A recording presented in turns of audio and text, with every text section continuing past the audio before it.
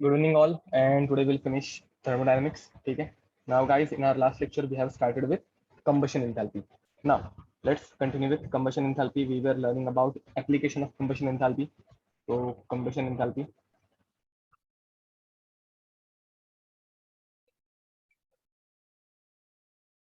Now remember this, the most important application of combustion enthalpy is the most important application of combustion enthalpy is to find enthalpy of reaction.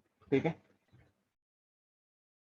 To find enthalpy of reaction. My voice is cracking. Hello, am I audible?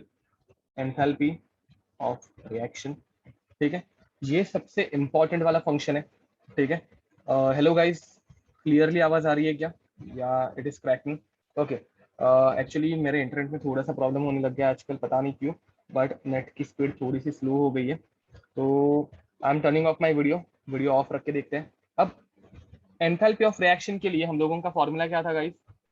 Delta H of reaction is summation of enthalpy of combustion of reactant minus summation of enthalpy of combustion of product.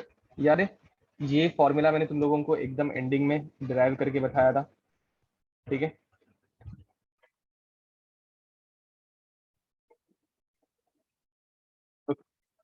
So guys, this is the formula which we had derived in our last lecture. याद होगा तुम लोगों को. तो अब इसके ऊपर हम लोग कुछ क्वेश्चन लेके देखते हैं. ठीक है. There is some disturbance. मेरे ईयरफोन्स कनेक्टेड है ना? Let me see. Wait a minute.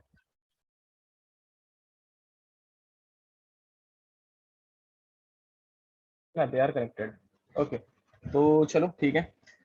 So let's move ahead. Let's take a question. Now question is calculate delta H. Question, calculate delta H when 1 mole of when. Okay, ये question नहीं लेते. Wait a minute, ये question नहीं लेते. ये question इसकी बात करेंगे. ओके. तो ठीक है, इस चैप्टर इसका हम लोग यूज करेंगे, बट इसमें हम लोग एक एप्लीकेशन देखते हैं. ठीक है. एप्लीकेशन नंबर 2, मतलब ये कौन से नंबर का एप्लीकेशन मुझे पता नहीं, but second application is enthalpy of hydrogenation. अब गाइस मुझे बताओ, एंथैल्पी ऑफ हाइड्रोजनेशन, इसका मीनिंग क्या है? हाइड्रोजनेशन रिएक्शन यहाँ पे सबको पता होगी. हाइड्रोजनेशन रिएक्शन सबने यहाँ पे देखी होगी. तो CH2 double bond CH2 plus H2 gas. ठीक है. तो ऑर्गेनिक में भी है, करेक्ट बोल रहे हो. तो ये यहाँ पे एक हाइड्रोजन गया, ये यहाँ पे एक हाइड्रोजन गया, and you will get CH3 single bond CH3. ठीक है, गैसियस फॉर्म में. Now guys, enthalpy of hydrogenation delta H of this reaction is negative. मुझे बताओ, नेगेटिव मतलब एक्सोथर्मिक रिएक्शन या endothermic reaction? Negative means exothermic reaction या endothermic reaction? Exothermic reaction. Very nice. ठीक है. तो याद रखना, हाइड्रोजनेशन करने के बाद जो प्रोडक्ट बनता है वो हमेशा ज्यादा स्टेबल रहने वाला है. एक्सोथर्मिक रिएक्शन होने वाली है. And from enthalpy of hydrogenation will take one question, जो अभी हम लोग क्वेश्चन लेने वाले थे. Calculate delta H when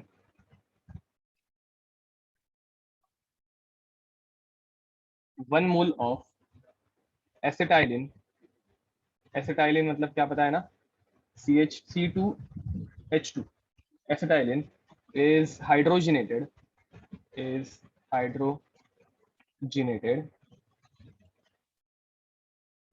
to ethane. ठीक है. And they have given us some data that enthalpy of combustion of carbon is equals to minus 390 kilojoule per mole. ठीक है. यूनिट किलोजूल पर मोल ही रहने वाला है guys. Enthalpy of combustion of H2 is minus 290 kilojoule per mole, and enthalpy of combustion of C2H6 is minus 160 kilojoule per mole, and enthalpy of formation of C2H2 is plus 230 kilojoule per mole. Now guys, you will tell me यहाँ पे अभी क्या करोगे। सबसे पहले हम लोगों को रिएक्शन लिखने आनी चाहिए। याद रखो थर्मोडायनेमिक्स में बाकी कुछ आए ना आए, थर्मोकेमिस्ट्री के क्वेश्चन सॉल्व करते वक्त रिएक्शन लिखने आनी चाहिए। तो guys, ethylene plus 2H2 gives you ethane. ये रिएक्शन सबको समझ में आ रही है? ये ऑर्गेनिक के एकदम सिंपल रिएक्शन है। अब गाइस, तुम लोगों को डेटा क्या देके रखा है? तुम लोगों को डेटा देके रखा है एंथैल्पी ऑफ फॉर्मेशन ऑफ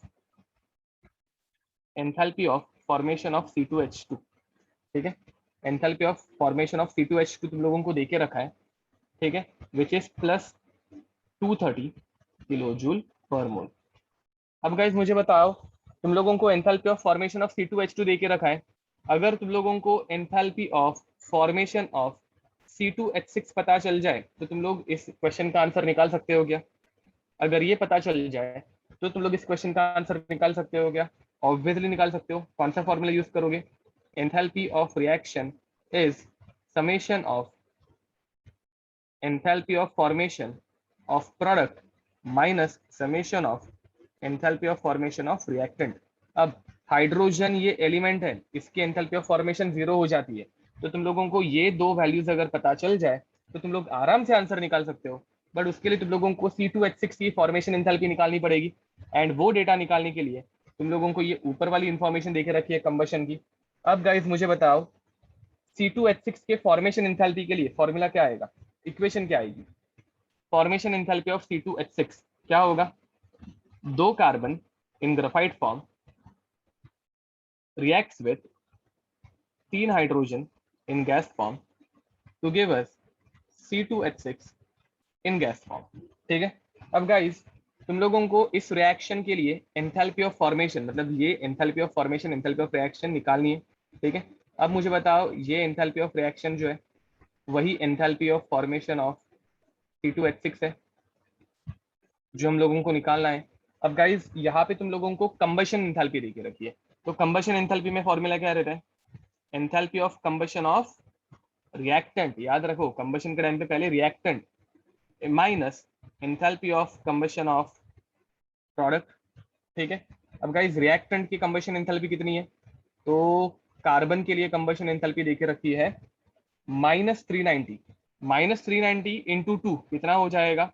तो वो हो जाएगा -780 किलो जूल माइनस, अब हाइड्रोजन के लिए कितना देके रखा है? -290।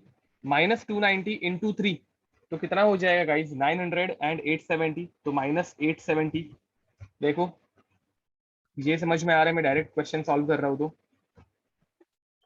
पहले ये माइनस, अब प्रोडक्ट है C2H6, C2H6 के लिए कितना हो रहा है? तो -1560, तो माइनस माइनस प्लस हो जाएगा। मैं अभी के लिए चलो माइनस में लिख देता हूँ। ठीक है, अब होगा क्या? ये हो जाएंगे 1500, 700 और 800, 1500, बाद में ये 1550 हो रहा है, 1550 हो रहा है क्या? तो 800, 1650 हो रहा है, -1650 प्लस 1560। ठीक है, तो गाइस हम लोगों को आंसर कितना मिलेगा? -90 किलो जूल पर mole. Are you getting it? Delta H of formation of C2H6 मिल गया। अब गाइस इस पे से हम लोग ये हाइड्रोजनेशन की एंथैल्पी आराम से निकाल सकते हैं। ठीक है, अब यहाँ पे मैं वैल्यूज आगे पुट कर रहा हूँ, तुम लोग चाहिए तो अलग से लिख देना, मैं यहाँ पे आगे वैल्यूज पुट कर रहा हूँ। प्रोडक्ट की एंथैल्पी कितनी आई? -90, तो प्रोडक्ट की एंथैल्पी आई -90 माइनस, अब -90 माइनस कितना करोगे? तो रिएक्टेंट करोगे, रिएक्टेंट कितना है? -230 है, तो -230, तो minus minus minus plus minus ही होने वाला है और माइनस माइनस ऐड करना पड़ेगा। तो आंसर कितना आएगा? तो आंसर आएगा -320 किलो जूल पर मोल। ये आ गया तुम लोगों का आंसर विच इज फाइनल। ठीक है, तो तुम लोग चाहिए तो ये फाइनल स्टेप जो अभी मैंने की वो अलग से नीचे लिख देना। बट गाइस देखो, ये क्वेश्चन अच्छे लेवल का क्वेश्चन माना जा सकता है, बिकॉज यहाँ पे तुम लोगों ने 2 अलग अलग फॉर्मूला यूज किए हैं। एक फॉर्मूला जो था वो था फॉर्मेशन एंथैल्पी का, यहाँ पे तुम लोगों ने फॉर्मेशन एंथैल्पी यूज की, एंड दूसरा जो था यहाँ पे तुम लोगों ने कंबशन एंथैल्पी यूज की। तो ऐसे टाइप की क्वेश्चन बहुत रेयरली पूछे जाते हैं, बट अगर आ गया तो you should know when to use when. ठीक है, गेटिंग इट गाइस, ये समझ में आया क्या? देखो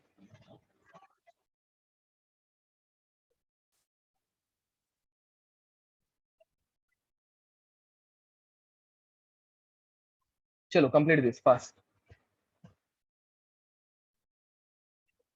now guys enthalpy of combustion का थर्ड एप्लीकेशन, एक्चुअली ये थर्ड या फोर्थ एप्लीकेशन रहेगा, मुझे याद नहीं है, but next application is to find calorific value. ठीक है, तो next application is to find calorific value.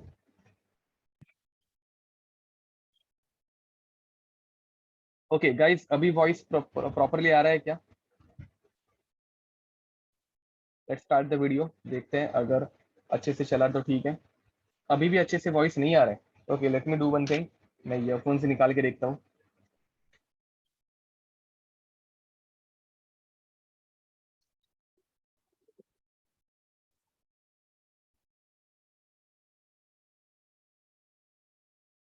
तो एम आई ऑडिबल? एंड अभी डिस्टरबेंस आ रहा है क्या? देखो। ओके, तो मोस्ट प्रॉब्ली ईयरफोन की प्रॉब्लम रहेंगी। नाउ गाइस नेक्स्ट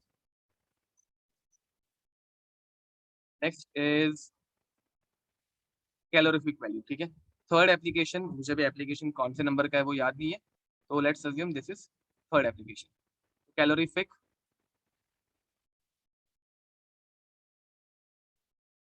वैल्यू, इसे हम लोग बोलेंगे सीवी। ठीक है, तो गाइस कैलोरीफिक वैल्यू मतलब क्या? तो the amount of heat release या फिर generated, the amount of heat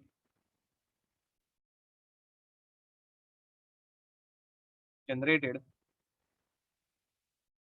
when 1 gram of a fuel is combusted। अब मुझे बताओ गाइस, तुम लोगों को मिनिमम हीट रिक्वायर्ड है या मैक्सिमम हीट रिक्वायर्ड है फ्यूल से? तुम लोगों को मिनिमम हीट रिक्वायर्ड है या मैक्सिमम हीट रिक्वायर्ड है? तो कैलोरीफिक वैल्यू जो रहती है, देखो 1 ग्राम से चाहिए मैक्सिमम हीट हम लोगों को रिक्वायर्ड रहती है, करेक्ट बोल रहे हो? तो गाइस कैलोरीफिक वैल्यू जो है उसका फॉर्मूला हो जाता है, calorific value is equals to enthalpy of combustion upon molar mass. ठीक है, उसका देखो हमेशा याद रखना, एंथैल्पी जो रहती है वो 1 मोल की रहती है। अगर मुझे वो 1 ग्राम के लिए चाहिए होगा तो मैं इसको मोलार मास से डिवाइड करूंगा, बस that's it. This is the formula for calorific value. अब इसके ऊपर क्वेश्चन कौन से टाइप के आते हैं वो देखते हैं। तो एक सिंपल क्वेश्चन लेंगे हम लोग। Will take a simple question. Question is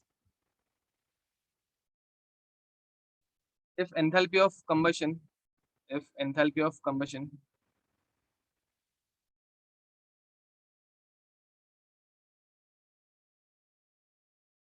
of glucose and hydrogen of glucose and hydrogen is minus 2700 and minus 290 kilojoule per mole, then find which one is a better fuel। ठीक है, अब guys direct अगर देखने जाएंगे तो जितना ज्यादा heat generate हो रही है उतनी ज्यादा फ्यूल की एफिशिएंसी ज्यादा रहनी चाहिए, मतलब उतना अच्छा फ्यूल रहना चाहिए, ऑब्वियस है। बट ये पर मोल हीट है, हम लोगों को पर मोल हीट नहीं देखनी, हम लोगों को पर ग्राम। ठीक है, मतलब अगर हम लोगों के पास एक कार है तो कार में जो पेट्रोल की टंकी या फिर डीजल की टंकी रहती है उसमें हम लोग ऐसा फ्यूल भरेंगे जो कम वेट लेके ज्यादा एफिशिएंसी दिखा पाए। ठीक है, तो याद रखो कैलोरीफिक वैल्यू जो है वो पर ग्राम के लिए रहती है। तो कैलोरीफिक वैल्यू फॉर हाइड्रोजन अगर मैं निकालने जाऊँ तो कितना आ रहा है, तो वो हो जाएगा -290। पहले फॉर्मूला लिख देते हैं, delta H of combustion upon molar मास। तो गाइज -290 अपॉन 2, क्योंकि हाइड्रोजन का मोलार मास रहता है 2, तो इसको जब हम लोग डिवाइड करेंगे तो -145 किलो जूल पर ग्राम आंसर आएगा। एंड गाइस मुझे बताओ कैलोरीफिक वैल्यू ऑफ ग्लूकोज कितना हो जाएगा, कैलोरीफिक वैल्यू ऑफ ग्लूकोज, ठीक है। तो ये हो जाएगा -270, सॉरी 2700 अपॉन 180। तो जीरो और जीरो कैंसिल आउट हो जाएंगे, ठीक है, जीरो और जीरो कैंसिल आउट हो जाएंगे। अब 9 थ्री सा मतलब यहाँ पे ऊपर आएगा 30, 9 टू सा मतलब यहाँ पे नीचे आएगा 2, तो 2 15 सा, तो यहाँ पे आंसर आएगा -15 किलो जूल पर ग्राम। तो गैस ग्लूकोज के 1 ग्राम से तुम लोगों को -15 किलो जूल एनर्जी मिलती है, एंड हाइड्रोजन के 1 ग्राम से तुम लोगों को -145 किलो जूल की एनर्जी मिलती है। तो which one is better fuel? तो obviously hydrogen is a better fuel,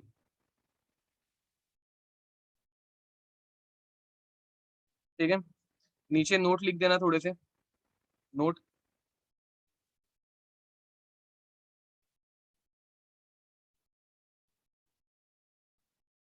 H2 has highest calorific value amongst all fuels, ठीक है। सारे फ्यूल्स में हाइड्रोजन की हाइड्रोजन कार्स एंड हाइड्रोजन के ऊपर रन होने वाली कार्स अभी तक नहीं है हम लोगों के पास। तो H2 has highest calorific value of all fuels, ठीक है, याद रखना। हाइड्रोजन की वैल्यू सबसे ज्यादा रहती है कैलोरीफिक, ठीक है। Point number 2, higher the higher the percentage of hydrogen in hydrocarbon, higher is the higher is the calorific value, ठीक है। तो गाइज इसका एक एग्जांपल याद रखो, मतलब सिंपल, अगर तुम लोगों को एग्जाम में वैल्यूज दी नहीं है बट कंपेयर करने बोला है तो तुम लोग कैसे कंपेयर कर सकते हो, ठीक है। And let's assume C6H6। अब गाइज यहाँ पे हाइड्रोजन का परसेंटेज कितना होगा, तुम लोगों को हाइड्रोजन का परसेंटेज निकालना है, ठीक है। तो गाइज परसेंटेज ऑफ हाइड्रोजन कैसे निकालेंगे? यहाँ पे हाइड्रोजन का मास कितना है 4 अपॉन टोटल मास कितना है 16 मल्टीप्लाइड बाय 100, ठीक है। इसे हम लोग जब सॉल्व करने जाएंगे तो 4 वन जा 4 4 जा ये हो जाएगा 25, तो हम लोगों को मिलेगा 25%। तो इसके अंदर 25% हाइड्रोजन है। अब गाइज यहाँ पे परसेंटेज निकालने जाएंगे तो कैसे होगा? हाइड्रोजन का मास कितना है 6 अपॉन टोटल मास कितना रहता है इसका 30, विच इज मल्टीप्लाइड बाय 100। अब यहाँ पे क्या होगा 6 वन जा एंड 6 फाइव जा 5 वन जा एंड 5 20 जा, तो this will become 20%। And guys finally percentage benzene में हाइड्रोजन का कितना रहेगा? तो 6/78 मल्टीप्लाइड बाय 100। तो गाइस 6 वन जा एंड 6 13 जा, करेक्ट है ना, 6 वन जा 6 13 जा करेक्ट है, ठीक है। एंड 13 वन जा एंड 13 सेवन जा, 7 जा 98 होता है ना, नहीं 13 7 जा 91, तो 7 पॉइंट बाद में 9 बच गए, तो वापस 91 ही पकड़ लेते चलो, 7.7%। तो यहाँ पे कितना परसेंट आया? तो यहाँ पे 7.7% आया, ठीक है। अब मुझे बताओ which one will have highest calorific value? तो तुम लोगों को रीडिंग देख के समझ में आ रहा होगा, रिक्शा जो है वो हम लोग सीएनजी के ऊपर, मीथेन के ऊपर चलाते हैं, बेंजीन के ऊपर नहीं चलाते। रीजन बीइंग कि मीथेन की कैलोरीफिक वैल्यू बहुत ज्यादा है, समझ में आ रहे हैं। रिक्शा में हम लोग मीथेन यूज करते हैं ना, रीजन बीइंग कि उसकी कैलोरीफिक वैल्यू सबसे ज्यादा रहती है हाइड्रोकार्बन्स में, ठीक है। हाइड्रोकार्बन्स में मीथेन की कैलोरीफिक वैल्यू सबसे ज्यादा रहेगी, गेटिंग इट? चलो कंप्लीट दिस, लिख दो ये।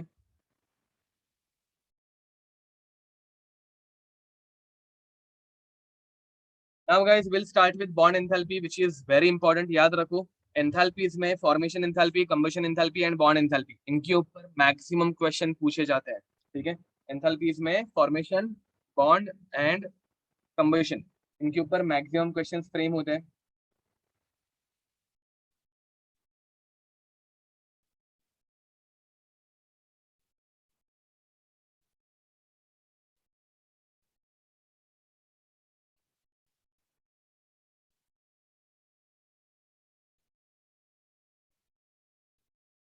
छुट्टी हो जाए तो बता देना।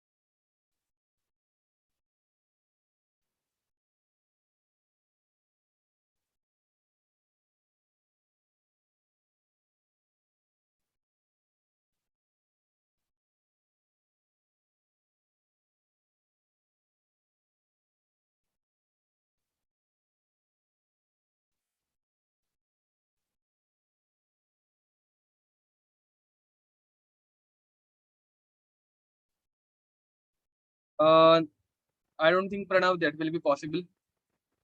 Okay, so guys चलो बॉन्ड एंथैल्पी से स्टार्ट करते हैं. I'll try it, but let's see. Actually मुझे भी आज लेक्चर जल्दी खत्म करना है, थोड़ा मुझे भी काम है, बट होपफुली हो जाएगा. Let's see. Let's start with bond enthalpy. ठीक है. Now guys, in case of bond enthalpy की डेफिनेशन क्या होगी? बॉन्ड एंथैल्पी की डेफिनेशन क्या होगी? तो bond enthalpy is the energy required, energy या फिर the heat released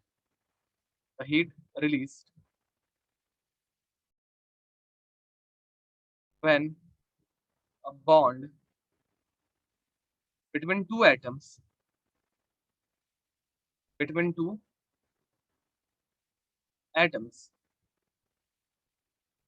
is broken at constant temperature and pressure. ठीक है. कांस्टेंट टेम्परेचर एंड प्रेशर पे जब हम लोग कोई एक बॉन्ड ब्रेक कर रहे हैं बिटवीन टू एटम्स, तो उसे हम लोग बोलेंगे bond enthalpy. For example H2 gas है, इसको हम लोगों ने 2H गैस में कन्वर्ट किया, तो इसे हम लोग बोलेंगे bond enthalpy. And bond enthalpy is always positive because bond break कर रहे हैं ना, किसी चीज को अगर मुझे ब्रेक करना है, I will have to provide some energy. ठीक है. सिमिलरली O2 गैस को अगर मुझे ब्रेक करना है, तो यहाँ पे क्या होगा? यहाँ पे 2 ऑक्सीजन गैस मॉलिक्यूल्स बनेंगे and delta H bond enthalpy over here is also positive. ठीक है. एंड अगर मुझे N2 गैस को ब्रेक करना है, again over here 2N gas molecules. ठीक है. And delta H of bond enthalpy over here is also positive. ठीक है. एंड अगर मुझे F2 गैस को ब्रेक करना है, तो again 2F gas molecules, delta H of bond enthalpy again it is positive. याद रखो गाइस, दो एटम्स के बीच के बॉन्ड को ब्रेक करने के लिए हम जो एनर्जी लगती है उसे हम लोग बोलते हैं bond enthalpy. Now if they will ask you one question, delta H bond enthalpy of fluorine,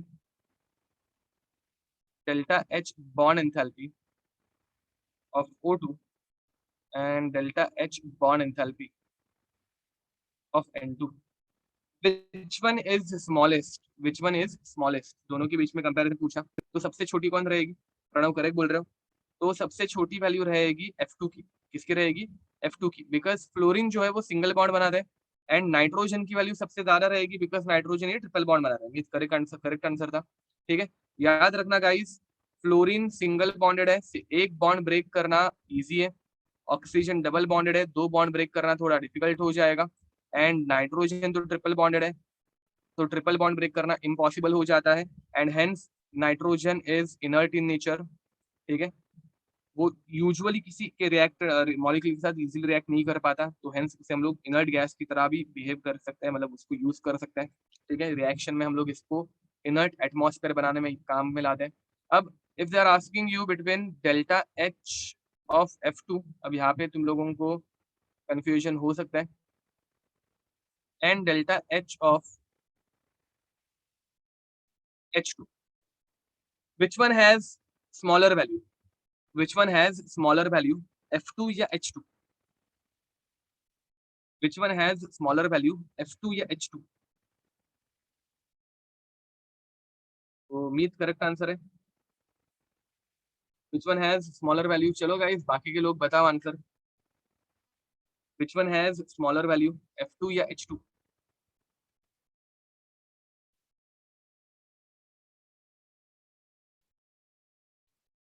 correct बोल रहे हो.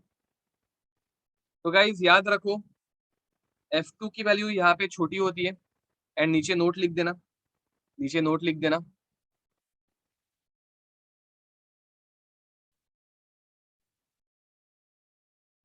Amongst the single bond,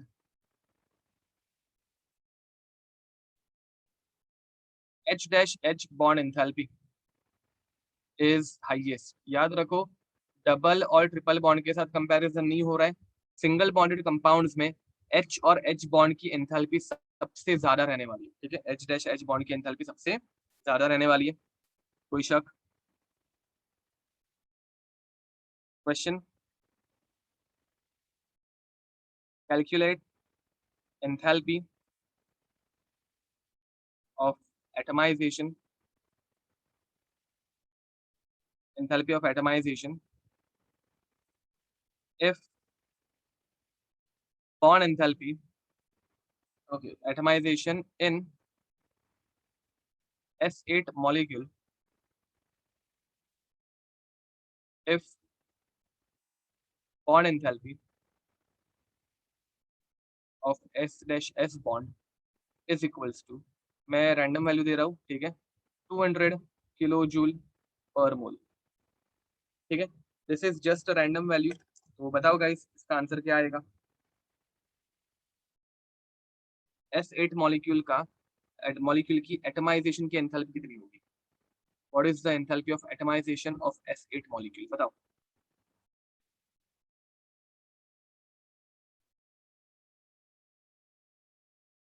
guys S8 का स्ट्रक्चर मत भूलना, 2 W निकालने रहते हैं, पी ब्लॉक में हम लोगों ने पढ़ा है, ठीक है।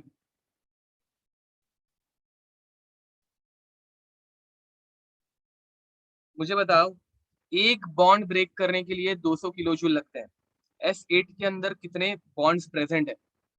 S8 के अंदर कितने बॉन्ड्स प्रेजेंट है? प्रणव करेक्ट बोल रहे हो।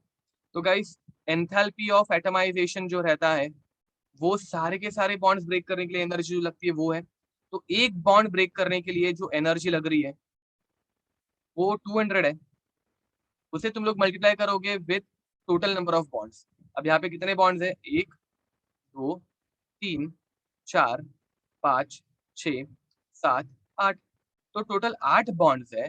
तो 8 बॉन्ड्स ब्रेक करने के लिए जो एनर्जी लगती है इंटू 8, और ये हो जाएगा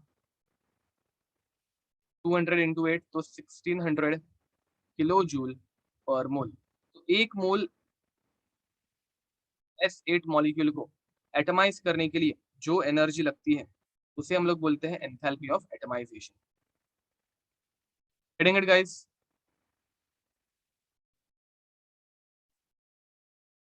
समझाइए।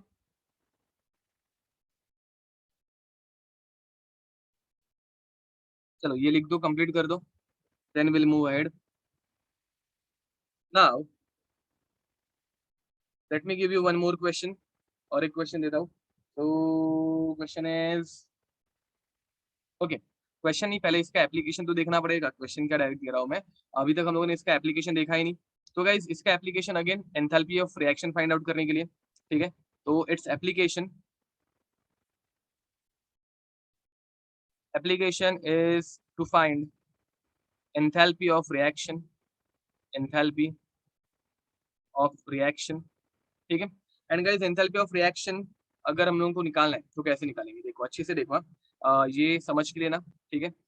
Let's assume I have a reaction in which A reacting with BB to form AB and AB, ठीक है। अब तुम लोगों को इस रिएक्शन की एंथैल्पी निकालनी है, मतलब एनर्जी चेंज निकालना है, ठीक है। अब मुझे बताओ रिएक्टेंट साइड पे बॉन्ड फॉर्मेशन होगा या बॉन्ड ब्रेकिंग होगा? रिएक्टेंट साइड पे बॉन्ड फॉर्मेशन होगी या बॉन्ड ब्रेकिंग होगी? ऑब्वियसली यहाँ पे बॉन्ड ब्रेकिंग हो रही है।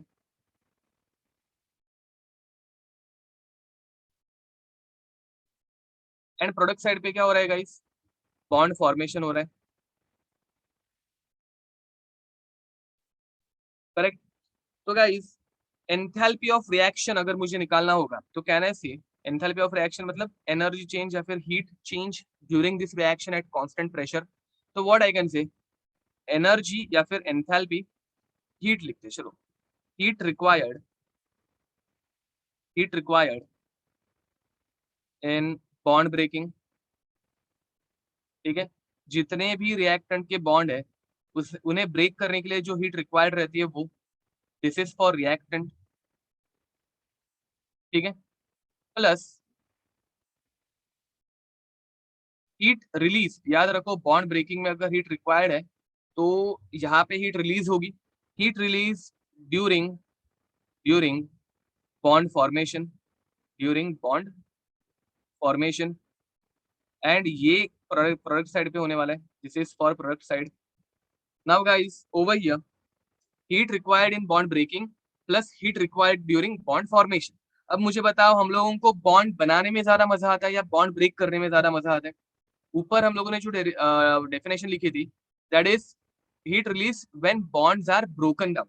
ठीक है, so we are more interested in breaking of bonds. तो यहाँ पे ये हम लोगों को बॉन्ड फॉर्मेशन नहीं चाहिए, इसको भी मुझे बॉन्ड ब्रेकिंग में ही कन्वर्ट करना है. तो मुझे बताओ गाइस, बॉन्ड फॉर्मेशन में जितनी हीट रिलीज होती है उतनी हीट एब्जॉर्ब होगी ड्यूरिंग बॉन्ड ब्रेकिंग. समझ में आ रहा है मैं क्या बोल रहा हूँ? देखो, फॉर्मेशन करना मतलब क्या? दो हाइड्रोजन को H2 में कन्वर्ट करना. अब इसका उल्टा अगर मैं कर रहा हूँ, इसका अगर मैं उल्टा कर रहा हूँ, दो H2 को दो H में कन्वर्ट करना, ब्रेक करना, तो रिवर्स रिएक्शन में हम लोग डेल्टा H की वैल्यू माइनस कर देते हैं. याद है मैं क्या बोल रहा हूँ? समझ में आ रहा है? तो can I write down that enthalpy of reaction is equals to heat required मतलब absorb in bond breaking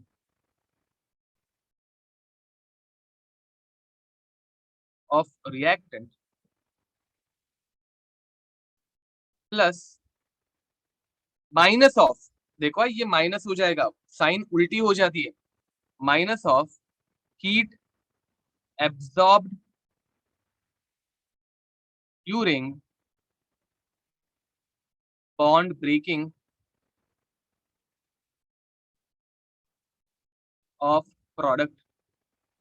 and bond breaking मतलब बॉन्ड एंथैल्पी आ गई. तो finally what we will write, delta H of reaction is summation of enthalpy of bond energy, ठीक है, या फिर bond enthalpy for reactant minus plus minus minus बन गया, summation of enthalpy of bond energy या फिर bond enthalpy of product.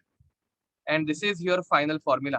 Formula कैसे आया याद रखने की जरूरत नहीं है, तुम लोगों को सिर्फ याद क्या रखना है, तुम लोगों को सिर्फ याद रखना है कि रिएक्टेंट माइनस प्रोडक्ट करना है. गाइस याद रखो, यहाँ पे हम लोगों ने अभी तक चैप्टर में तीन इंपॉर्टेंट फॉर्मूलाज देखे.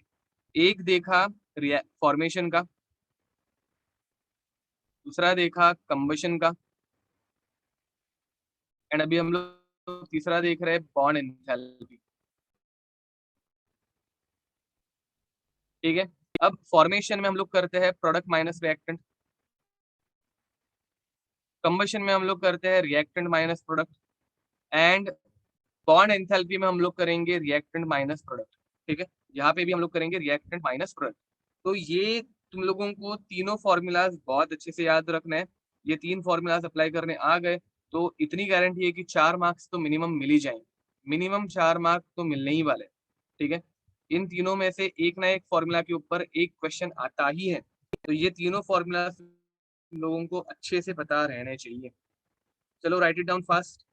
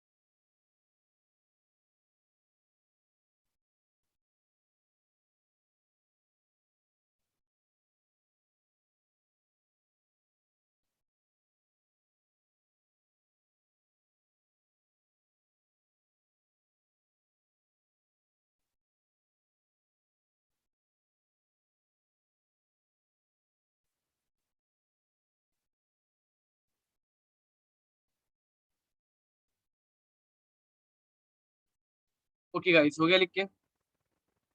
Should we move ahead?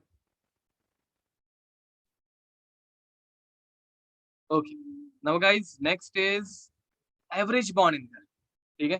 तो नेक्स्ट अभी हम लोग पढ़ने वाले हैं average bond enthalpy. Now what is the meaning of average bond enthalpy, बताओ जरा। Next topic is average bond enthalpy. तो देखो, अब एवरेज बॉन्ड एंथैल्पी ये भी एक इंपॉर्टेंट कंसेप्ट है, तुम लोगों को सिर्फ पता रहना चाहिए, बाकी इसके ऊपर क्वेश्चन आने के चांसेस तो नहीं है, ठीक है? But still we should know it. Guys, what is the meaning of average bond enthalpy?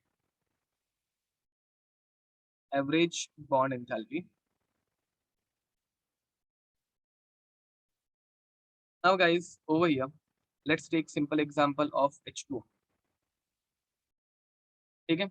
अब H2O में मैंने एक बॉन्ड ब्रेक किया, एक बॉन्ड ब्रेक किया, तो मैंने कौन सा बॉन्ड ब्रेक किया? ऑक्सीजन और हाइड्रोजन का बॉन्ड ब्रेक किया। H2 गैस, ये H gas plus OH gas में कन्वर्ट हो गया, ठीक है? एंड इससे जो कुछ एनर्जी लगी, that is bond enthalpy of OH। याद रखो, तुम लोग O और H के बीच का बॉन्ड ब्रेक कर रहे हो, तो that is bond enthalpy of OH bond. अब वापस तुम लोगों के पास OH अभी भी बच गया है, इसे तुम लोगों ने वापस एनर्जी दी, एंड इस सेकंड बॉन्ड को भी तुम लोगों ने ब्रेक कर दिया। Now you have H gas and O gas, ठीक है? तो ये भी तो भाई बॉन्ड एंथैल्पी है, even this one is bond enthalpy. तो this is bond enthalpy number 1 and this is bond enthalpy number 2, and if you'll see overall bond enthalpy, so what is overall bond enthalpy over here? Overall bond enthalpy is this OH and this OH will get cancelled out, and you will get water in gas form is splitting into 2H gas plus O gas, ठीक है? And यहाँ पे total energy कितनी आई, यहाँ पे total enthalpy change कितना आया? तो यहाँ पे टोटल एंथैल्पी चेंज आया delta H bond enthalpy 1 for OH bond plus delta H bond enthalpy 2 for OH bond. अब गाइस मुझे बताओ, सेम बॉन्ड है, O और H दोनों सेम बॉन्ड है, मतलब दोनों के बीच में सेम बॉन्ड रहना चाहिए, ठीक है? बट दोनों के आंसर सेम रहेंगे क्या? मुझे बताओ, ये दोनों सेम बॉन्ड है, तो दोनों को ब्रेक करने के लिए जो एनर्जी रिक्वायर्ड है वो सेम रहेगी क्या? दोनों के पास, मतलब दोनों का बॉन्ड सेम ही है, पहला भी बॉन्ड OH है, सेकंड बॉन्ड भी OH है, बट दोनों की एनर्जी चेंज या फिर दोनों के लिए जो एनर्जी रिक्वायर्ड है वो सेम रहेगी क्या? ऑब्वियसली ये डिफरेंट डिफरेंट रहने वाले हैं। तो गाइस याद रखो, these two values are different, different values और सेम बैंड बोल रहा हूँ, सेम बॉन्ड, ठीक है? अब गाइस मुझे बताओ, तुम लोगों को न्यूमेरिकल सॉल्व करते वक्त एक ही बॉन्ड के लिए एक से ज्यादा अगर इक्वेशन मिलने लग गए, मतलब एक से ज्यादा वैल्यूज अगर मिलने लग गए, तो तुम लोगों को अच्छा लगेगा क्या? एंथैल्पी चेंज हमेशा कांस्टेंट रहना चाहिए। O डैश H बॉन्ड को ब्रेक करने के लिए जो एनर्जी चेंज लग रहा है वो हमेशा कांस्टेंट रहना चाहिए, बट एक्चुअली में वो कांस्टेंट नहीं मिल रहा है। तुम लोगों को अच्छा लगेगा? बिल्कुल नहीं अच्छा लगेगा। So what we will do, we will take average of these two, getting it? हम लोग क्या करेंगे, एक बॉन्ड के लिए एक से ज्यादा वैल्यूज नहीं चाहिए, इसलिए what we will do, we will take average of these two. तो bond enthalpy 1 plus bond enthalpy 2 will add these two and then we'll divide it by 2, khatam, and this is how we'll get the final answer। देखो, complete this fast, लिख दो। तब तक मेरे laptop की charging थोड़ी सी कम हो गई है, मैं चार्जिंग पे लगा देता हूँ।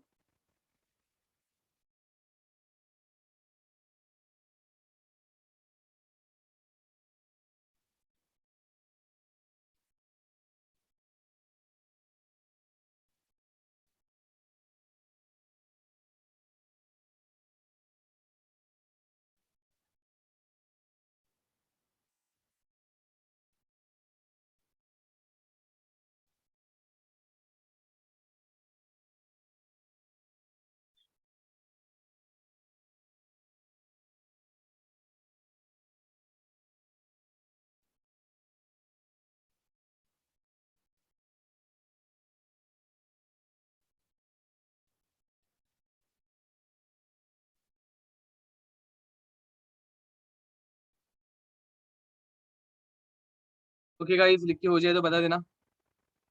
हो गया क्या? चलो, तो next question, calculate enthalpy of reaction for Haber's process.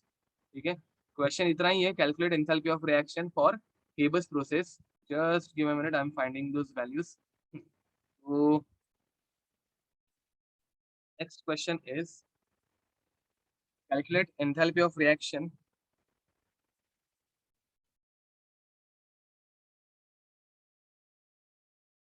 calculate enthalpy of reaction for Haber's process. ठीक है, and they have given us n triple bond n single bond h single bond h single bond h bond enthalpy. ठीक है, over here they have given us bond enthalpy in kilojoule per mole. ठीक है, so guys just give me a minute, मुझे ये values figure out करनी पड़ेंगी. First value is 946 kilojoule per mole. ठीक है, first value is 946. Second value is h dash h ना, वो h dash h. Second value is 435.8 kilojoule per mole. And last value is n dash h 389. Last value is 389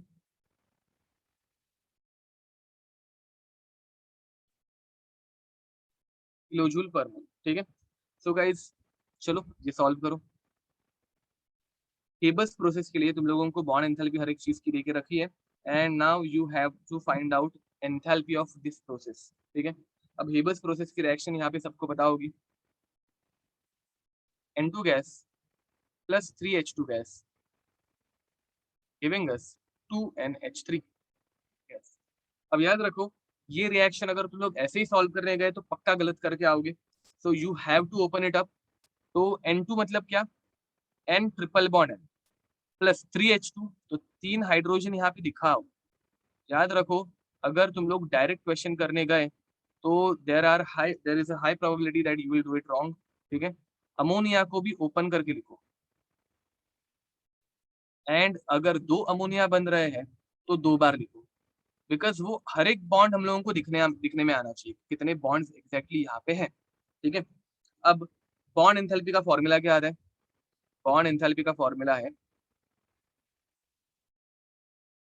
delta H of reaction is bond enthalpy of reactant minus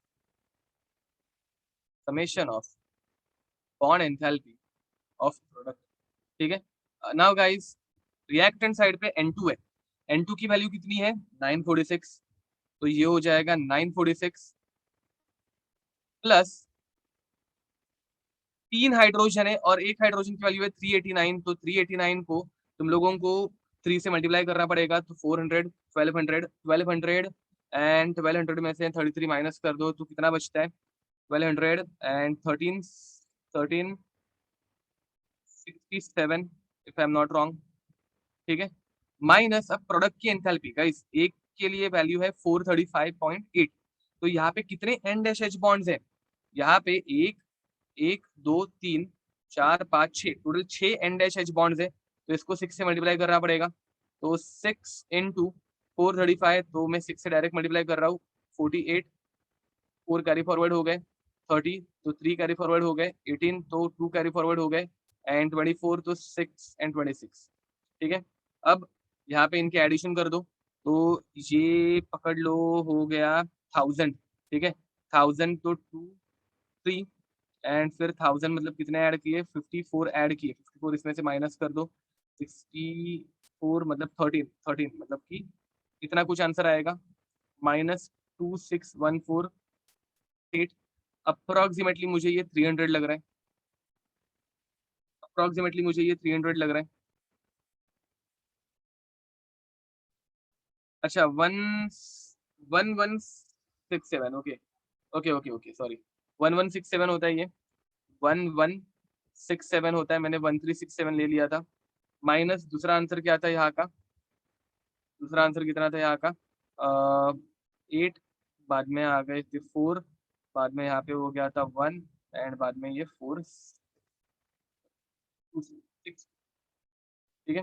okay, तो ये हो गया था 2113 approximately minus 2614.8 which comes around approximately equal to 500 kilojoule. बस guys, this is your answer. देखो and लिखो, याद रखो यहाँ पे हम लोगों को simple multiplication and addition subtraction इतना ही करना है, बाकी कुछ करने की जरूरत यहाँ पे पड़ती नहीं है, ठीक है। तो चलो write it down fast.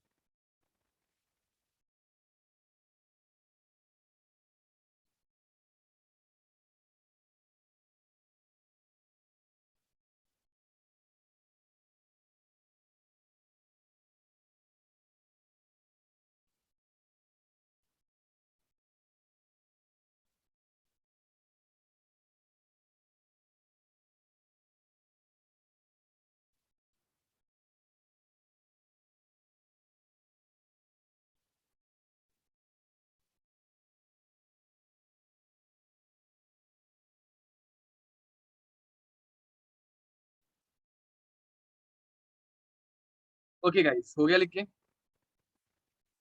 Now next topic देखो, बॉन्ड एंथैल्पी खत्म, ठीक है।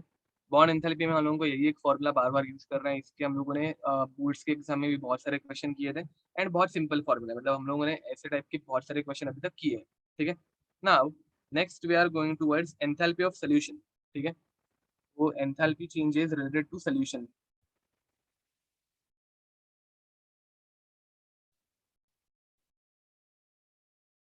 ठीक है। Now guys, in case of enthalpy of solution first we are going to learn about enthalpy of hydration. क्या देखने वाले? एंथैल्पी ऑफ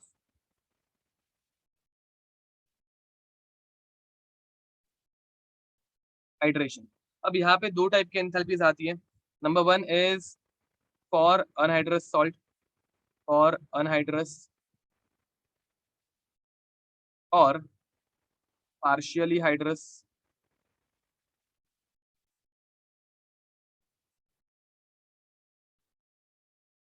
सॉल्ट, ठीक है। अब गाइस इसका मीनिंग क्या है? फर्स्ट ऑफ ऑल देखो यहाँ पे क्या होगा, let's assume I have CuSO4। तो CuSO4 ये सॉलिड फॉर्म में मेरे पास है और वो अनहाइड्रस फॉर्म में, इसके अंदर वाटर ऑफ क्रिस्टलाइजेशन बिल्कुल भी नहीं है। तो इसमें हम लोग 5H2 ऐड करेंगे and we will get blue vitriol. तो यू विल गेट CuSO4.5H2O, ठीक है। अब इसके लिए मेरे पास वैल्यू है क्या? Okay, it is not there, ठीक है। अब guys just remember this, even this reaction, अब यहाँ पे तुम लोग इसका क्या कर रहे हो, इसमें वाटर ऑफ क्रिस्टलाइजेशन ऐड कर रहे हो, तो this reaction becomes exothermic, this reaction becomes exothermic, ठीक है। अब ये ब्लू विट्रियोल बन गया।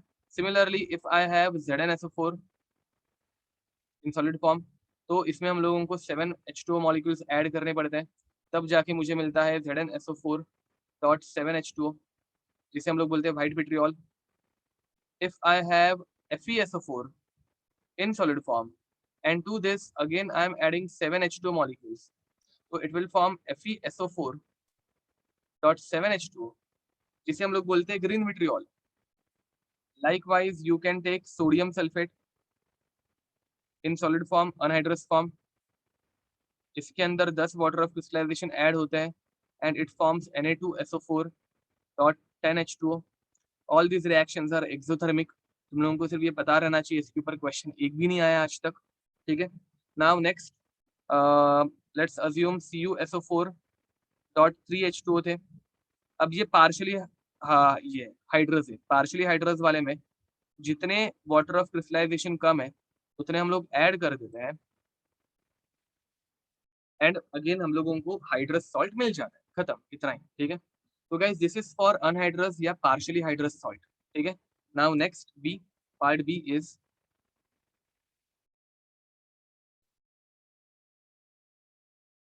फॉर गेशियस आयंस, ठीक है। गेशियस आयंस के लिए क्या? अब गाइस गेशियस आयंस का हाइड्रेशन कैसे होता है वो हम लोगों ने पहले भी देखा है। अगर तुम लोगों को याद होगा, हम लोग Na+ इसका हाइड्रेशन हम लोगों ने आज तक कितने बार ड्रॉ किया है, ठीक है। अब इसको वाटर ऑक्सीजन के थ्रू सराउंड कर ले रहा है, जा रही है डायग्राम, इसको वाटर ऑक्सीजन के थ्रू सराउंड कर ले रहा है।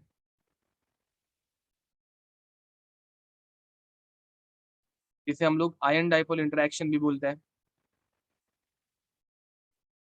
ठीक है गाइस, तो ये हम लोगों ने पहले भी देखा हुआ है, ऐसे कुछ इसमें नया नहीं है।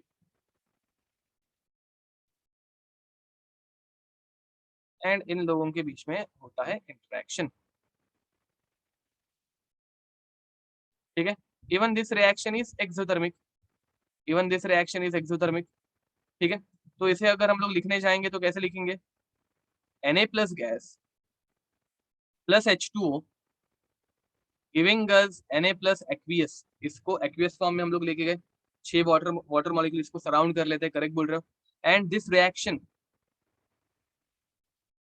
ठीक है, this reaction is exothermic in nature. याद रखना, जब कभी बॉन्ड फॉर्मेशन होगा, जिधर किधर बॉन्ड फॉर्मेशन होगा, reaction is always exothermic in nature. ठीक है, reaction is always exothermic in nature if reaction is spontaneous. ठीक है, तो ये लिख दो,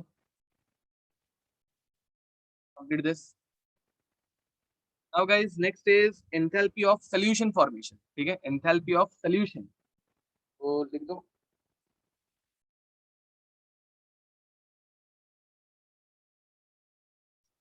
अभी गाइस एक्चुअली थोड़ा सा ही बाकी है, most probably we might be able to finish it, we might be able to wrap it up before 9 o'clock। ठीक है,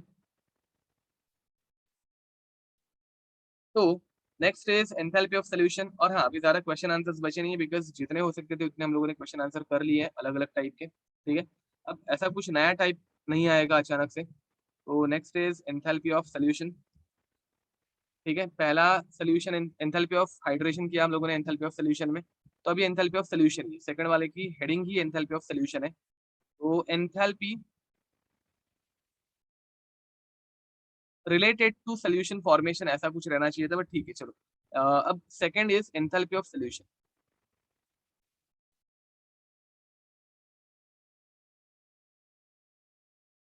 okay, now guys, in case of enthalpy of solution, इधर हम लोग क्या बोलेंगे? The heat release, the enthalpy involve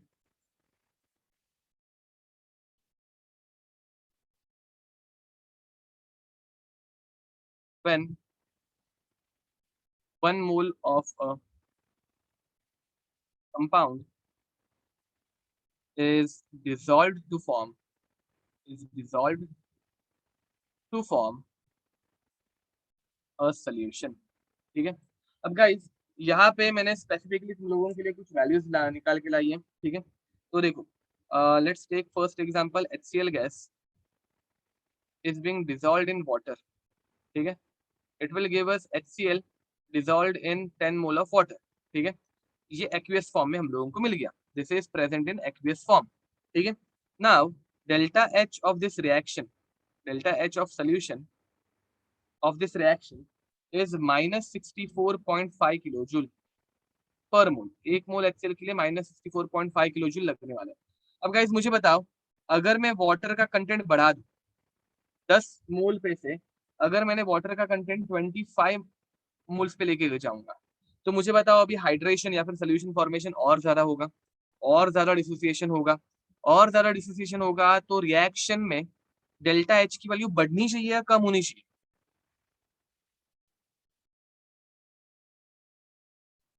very nice, it will increase guys, correct बोल रहे हो। तो delta H of solution, second solution जब हम लोगों ने बनाया, तो इसके लिए हाइड्रेशन सोल्यूशन एंथैल्पी आती है -72.2 किलो जूल पर मोल। मतलब एक अच्छा खासा on an average 8 kilo joule का इंक्रीज हुआ, on an average 8 kilo joule का इंक्रीज हुआ। अब मैं वापस 15 मोल वाटर के एक्स्ट्रा के ऐड कर रहा हूँ, मैंने फिर से 15 मोल वाटर के एक्स्ट्रा के ऐड किए, मतलब अभी 40 मोल वाटर यूज कर रहा हूँ मैं, 40 मोल वाटर यूज कर रहा हूँ मैं, HCl डॉट H2 एक्वियस। ठीक है, अब यहाँ पे डेल्टा H ऑफ सोल्यूशन मुझे बताओ, अब डेल्टा H ऑफ सोल्यूशन की value it will increase further more और it will start decreasing, what do you think? It will keep on increasing या इट विल स्टार्ट डिक्रीजिंग? तो guys again it has increased. याद रखो जितना पानी add करोगे उतना डिसोसिएशन ज्यादा होगा, जितना डिसोसिएशन होगा उतनी ज्यादा हीट रिलीज होगी। बट गाइस मुझे बताओ, अब इन दोनों में ज्यादा गैप है क्या? पहले वालों में तो अच्छा खासा गैप था 8 किलो जूल का, बट अभी बाकी इसके अंदर और ऊपर वाले के अंदर 1.4 किलो जूल का गैप आ रहा है। तो मुझे बताओ, जैसे जैसे वाटर का कॉन्सेंट्रेशन या फिर वाटर की अमाउंट बढ़ाते जा रहे हैं, डिसोसिएशन बढ़ रहा है, बट वो एकदम ड्रास्टिकली बढ़ रहा है क्या? देखो याद रखो, HCl is a strong electrolyte, तो वो पहले से अच्छा खासा डिसोसिएटर रहता है। वाटर ऐड करने के बाद डिसोसिएशन बढ़ेगा, बट तुम लोग कंटिन्यूअसली वाटर ऐड करते जा रहे हो, डिसोसिएशन बढ़ते जा रहा है, बढ़ते जा रहा है, ऐसे होगा क्या? एक लिमिट होती है ना गाइस, उस लिमिट को हम लोग क्या बोलते हैं बताओ? डिसोसिएशन बढ़ाने की, या फिर एक टाइम पे डिसोसिएशन रुक जाता है, ठीक है, उस लिमिट को हम लोग क्या बोलते हैं? वापस if I am adding 200 H2O, solubility नहीं, सॉल्युबिलिटी तो नहीं, H2O पहले से, HCl तो पहले से सॉल्युबल है, तो you will gate HCl dot 200 H2O। अब 40 से डायरेक्ट 200 के ऊपर हम लोग जंप मार रहे हैं, and even then you are getting enthalpy of solution as -74.8 kilo joule पर मोल। गाइस देखो, एकदम मिनिमल चेंज, सिर्फ 1.2 किलो जूल का। And finally HCl gas plus n number of H2O gives us H2O, HCl dot NH2O aqueous. Delta H of this solution is -75.1 kilojoule per mole. अब guys ये इस point को NH2, इस point को क्या बोलते हैं बताओ? इस पॉइंट को हम लोग क्या बोलते हैं? ये हम लोगों ने पढ़ा है भाई, बहुत बार पढ़ा है, तो बताओ।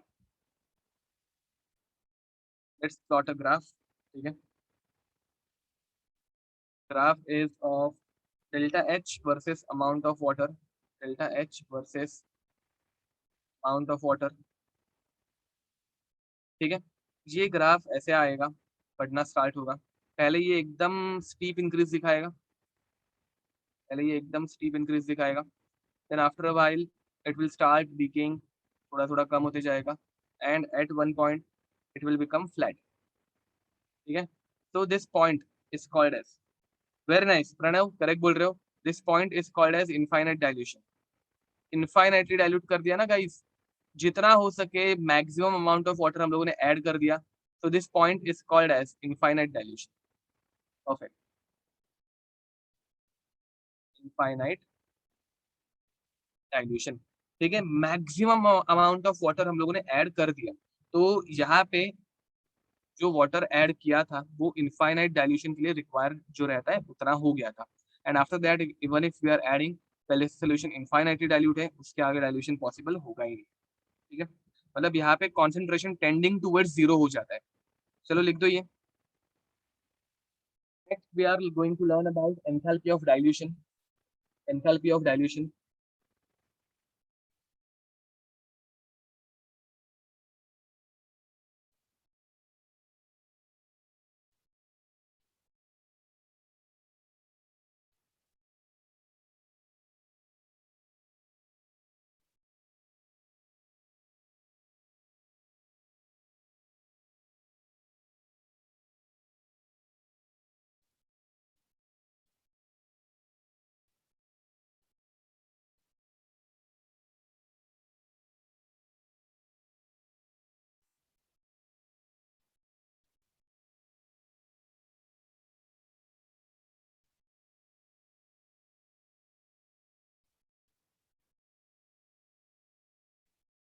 Okay, most probably guys this will wrap up fast, will wrap up faster than we have expected। चलो लिख दो, कंप्लीट करो, आज तुम लोग आजाद हो जाओगे, केमिस्ट्री का सिलेबस खत्म हो जाएगा।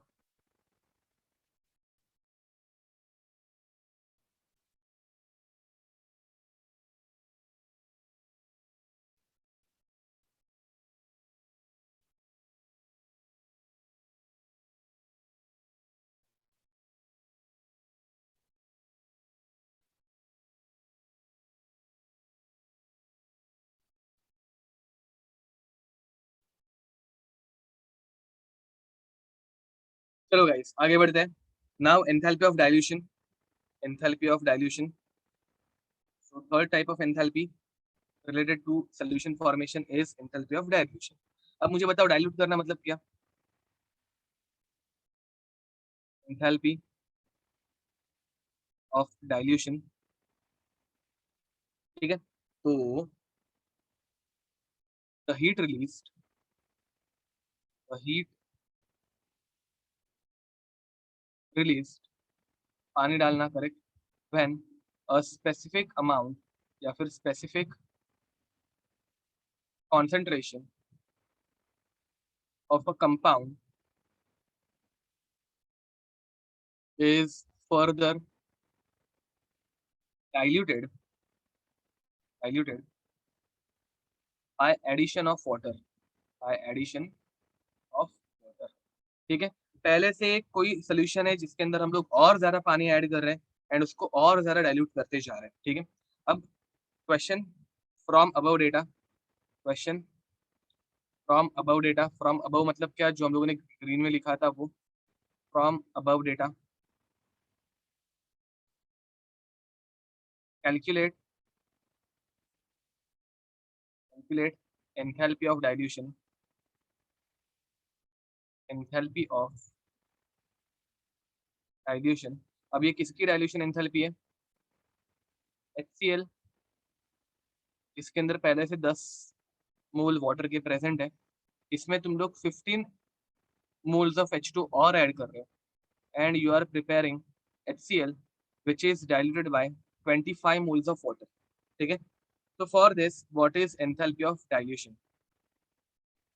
What is enthalpy of dilution बताओ. इसके लिए क्या होगा, प्रोडक्ट माइनस रिएक्टेंट करना है guys, nothing else. Product minus reactant करो, तो 25 के लिए कितना था? -72.25 के लिए कितना था? -72.2. तो -72.2 माइनस रिएक्टेंट के लिए कितना है? रिएक्टेंट ये है गाइस, याद रखो ये सिर्फ पानी है, इसका कुछ रोल ही नहीं है, इसका हम लोगों को देखना है. तो इधर कितना है? 64.5, तो -64.5. तो जो आंसर अप्रोक्सीमेटली 8 आ रहा था वही आंसर मैं अभी तुम लोगों को वापस निकाल के दिखा रहा हूँ. पहले मैंने जो अप्रोक्सीमेटली 8 बोला था वो आंसर आ रहा है -7.7 किलो जूल पर मोल. तो गाइस डाइल्यूशन एंथैल्पी हम लोग पहले से ही देख रहे थे. और ज्यादा पानी ऐड करने के बाद कितनी हीट रिलीज हुई, और ज्यादा पानी ऐड करने के बाद और कितनी हीट रिलीज हुई, वो हम लोग जो बोल रहे थे दैट वाज डाइल्यूशन एंथैल्पी. और ये इसके डेफिनेशन के साथ एक क्वेश्चन हो गया. ठीक है, करो ये लिख दो. Complete this fast.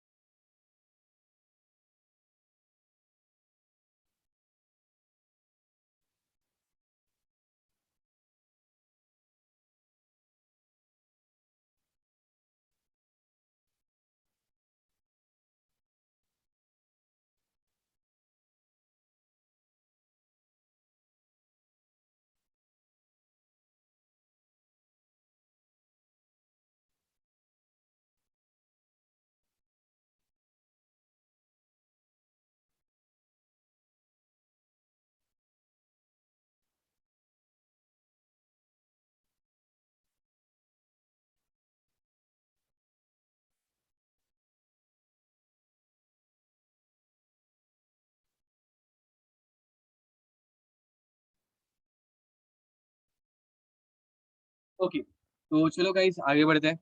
Now next is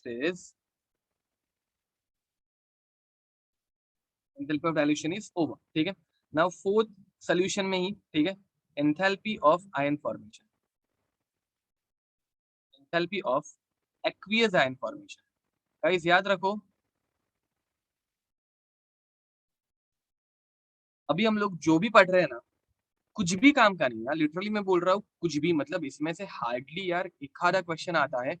सबसे इंपॉर्टेंट चीज ये 3 है. ये जो ऊपर हम लोगों ने लिखा था ये त्रिदेव, ये सबसे इंपॉर्टेंट है, formation, combustion and bond enthalpy.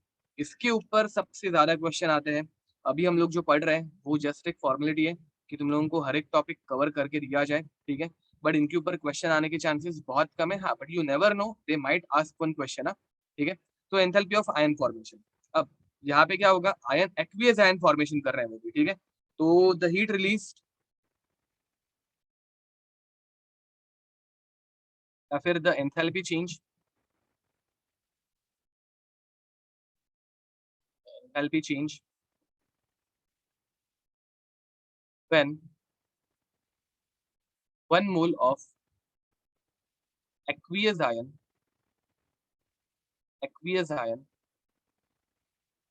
is formed from its gaseous molecule, ठीक है। तो गाइज यहाँ पे इक्वेशन कैसे होगी, हाफ एच टू गैस, इससे तुम लोग मोल एक मोल H प्लस बना रहे हो, ऐसा कुछ, ये समझ में आ रहा है। देखो H plus aqueous by using half H two gas, half H two use करने का रीजन समझ में आ रहा है।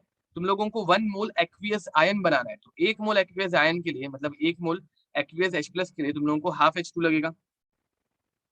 प्रोसेस समझ में आ रही है गाइस? याद रखो इसके लिए एंथैल्पी ऑफ आयनाइजेशन, ठीक है, aqueous ion formation actually is 0। This is declared by, मतलब ये जो हम लोगों को बताया गया है वो किसने बताया है, ये IUPAC ने बताया है। इसको 0 लो और IUPAC जो बोलती है वो हम लोग फॉलो करते हैं, ठीक है। तो guys this is enthalpy of ion formation, ठीक है। इसके लिए और फिर रिप्रेजेंटेशन है क्या देखते हैं, बिकॉज मुझे अभी जो आगे कराना है, ओके, ऐसा नहीं, ऐसा लिखते हैं, चलो, एंथैल्पी ऑफ आयन फॉर्मेशन है ना, तो H प्लस आयन फॉर्मेशन, ठीक है, जिसे हम लोगों ने 0 मान लिया है और ये हम लोगों को IUPAC ने बताया है, ठीक है। अब गाइस इसके ऊपर अगर क्वेश्चन पूछना हो तो अच्छे लेवल का क्वेश्चन बन सकता है, बट क्वेश्चन आता नहीं है। अब यही रिएक्शन हम लोग थोड़ा सा उल्टा घूम के भी जा सकते हैं। मुझे बताओ, यहाँ पे तुम लोगों के हाइड्रोजन और हाइड्रोजन के बीच में एक बॉन्ड है, उस बॉन्ड को अगर मैंने ब्रेक कर दिया तो मुझे क्या मिलेगा, मुझे सिंगल हाइड्रोजन मिलेगा, जहाँ पे आ जाएगा bond enthalpy on two. And guys इस हाइड्रोजन को गैसियस फेज में से मैं लेके चला जा रहा हूँ आयनाइज्ड फेज में, तो ये बन जाएगा H plus in gaseous form, और इसे हम लोग क्या बोलेंगे, इसे हम लोग बोलेंगे ionization enthalpy. And guys finally यही हाइड्रोजन फिर हम लोग लेके चले जाएंगे एक्वियस फॉर्म में, इसे हम लोग क्या बोलेंगे, H प्लस जो गैसियस फॉर्म वाला है वो एक्वियस फॉर्म में लेके जाना, इसे हम लोग बोलते हैं हाइड्रेशन। ऊपर एक एग्जांपल दिखाता हूँ, याद दिलाता हूँ तुम लोगों को, Na गैस फेज में से Na एक्वियस में लेके जाने के लिए हम लोगों ने हाइड्रेशन बोला था, तो वो हाइड्रेशन एंथैल्पी, ठीक है। तो delta H of hydration for H plus, अब इन सब की वैल्यू कितनी हो जाती है, 0। तो अगर उनको क्वेश्चन पूछना है तो वो एक बहुत अच्छे लेवल का क्वेश्चन पूछ सकता है, because bond enthalpy by 2 plus ionization enthalpy plus delta H of hydration is equals to 0 है। तो वो एग्जाम में they will give you bond enthalpy and ionization enthalpy for hydrogen, ये दो वैल्यूज दे के रखेंगे, and they will ask you what is the delta H of hydration. तो ये तुम लोगों को 0 के साथ इक्वेट करना है, तब जाके तुम लोगों को आंसर आएगा। अगर ये क्वेश्चन आया तो ये ऑलमोस्ट जेई मेंस लेवल पे नहीं पूछा जाएगा, ये एडवांस लेवल पे ही पूछा जाएगा, याद रखना। अगर इसके ऊपर क्वेश्चन आया तो ये जेई एडवांस के लेवल पे पूछा जा सकता है। तो लिख दो, ये कंप्लीट करो। यहाँ पे एक छोटा सा हम लोगों ने एस लॉग का यूज किया है, ठीक है। कंप्लीट दिस गाइस, चलो।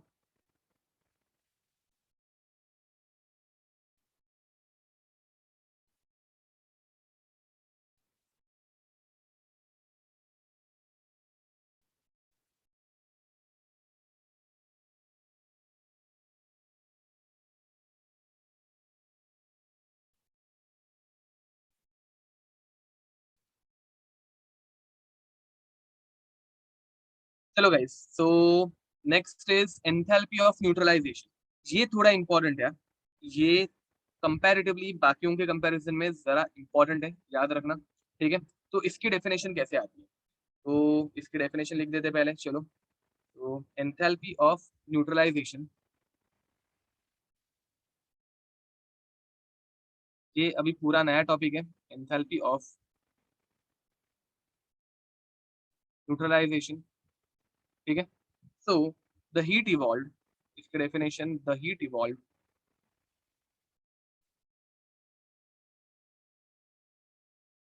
when 1 mole equivalent 1 mole equivalent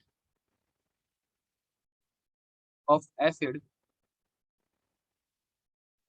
is reacted with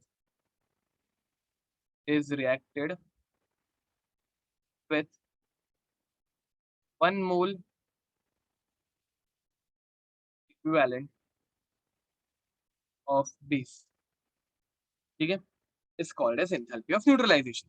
खत्म, इतना ही है। मतलब क्या गाइस, तो अगर समझो तुम लोगों के पास HA है, कोई भी एक एसिड है HA, and it is reacted with BOH, ठीक है। ये है acid, first one is acid and second one is base. Acid है और बेस है, इन दोनों में रिएक्शन कर दी तो तुम लोगों को क्या मिलेगा? You will gate B plus है और ये A माइनस है, तो you will gate BA plus H2O, ठीक है, सॉल्ट प्लस वाटर। तो इसे हम लोग बोलेंगे एंथैल्पी ऑफ न्यूट्रलाइजेशन। याद रखना, this is always negative, this is always negative. अब इसका मैग्नीट्यूड किसके ऊपर डिपेंड करता है? तो its magnitude depends on, number 1, strength of acid and base. Majorly वो strength of acid and base के ऊपर ही डिपेंड करता है। Majorly depends only on strength of acid and base, but it might depend on concentration of acid and base, ठीक है, but this is not a deciding factor, not a deciding factor। मतलब इसका जो ये है, मतलब इसका कोरिलेशन मैग्नीट्यूड के साथ जो है वो बहुत कम है, ठीक है। तो इसका ज्यादा कुछ फर्क नहीं पड़ता मैग्नीट्यूड के ऊपर, but strength of acid and base वो बहुत ज्यादा इंपॉर्टेंट है, ठीक है। तो गाइस चलो ये लिख दो, complete this, then will take some examples.